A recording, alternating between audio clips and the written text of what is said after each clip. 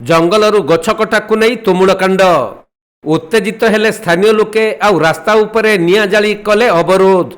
मयूरभंज जिला बैसिंगा थाना पुरुणिया पंचायत पथरासाही ग्राम निकटरे थिबा जंगलरू गछ कटाकू नहीं दुई गोष्ठी होइथिले मुहामुही। ए नहीं थाना रे लिखित अभियोग करा जाइथिले भी पुलिस नहीं नथिला कौनसी कार्यानुष्ठान। तेणु अभियुक्त मानकु तुरंत गिरफ करिबा दाबी करी बैसिंगा थाना अधीन महुलपाटଣା छक निकटरे बैसिंगा रूपसा रास्ता उपरे निया जाली अवरोध करिथिले लोकमाने।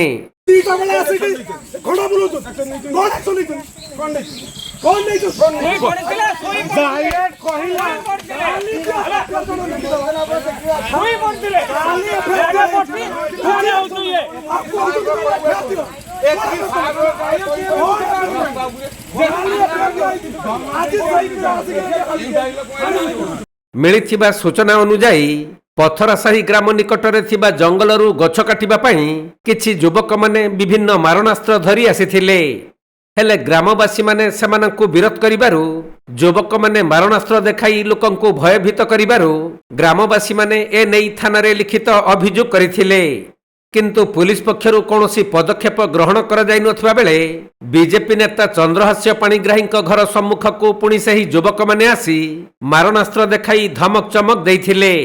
तेणु स्थानीय लोक माने एने बैसिंगा पुलिस को तुरंत खबर देइथिले भी 2 घंटा पर्यंत केही आसी नथिले। जेउथिपाई बैसिंगा थाना रे आईन श्रृंखला परिस्थिति विपर्यस्त अवस्था रे थिबा नै स्थानीय जनसाधारण माने अभियोग करिबा सहित यथाशीघ्र अभियुक्तंकु गिरफ करी तांक विरुद्ध रे दृढ़ कार्यानुष्ठान दाबी रे महुलपाटଣା छक निकटरे निया जाली बैसिंगा रूपसा रास्ता को अवरोध करिथिले। परे पुलिस घटनास्थल रे पहुंची उत्त्यक्त लोकंकु जेते बुझासुझा करिथिले भी सेमाने रास्ता उपरु हटि नथिले। खबर पाई बेतनटी एसडीपीओ मिनती विश्वाल पहुंची 2 दिन भितरे अभियुक्त मानकु गिरफ करिबा पई प्रतिश्रुति देबा परे रास्ता अवरोध हटिथिला।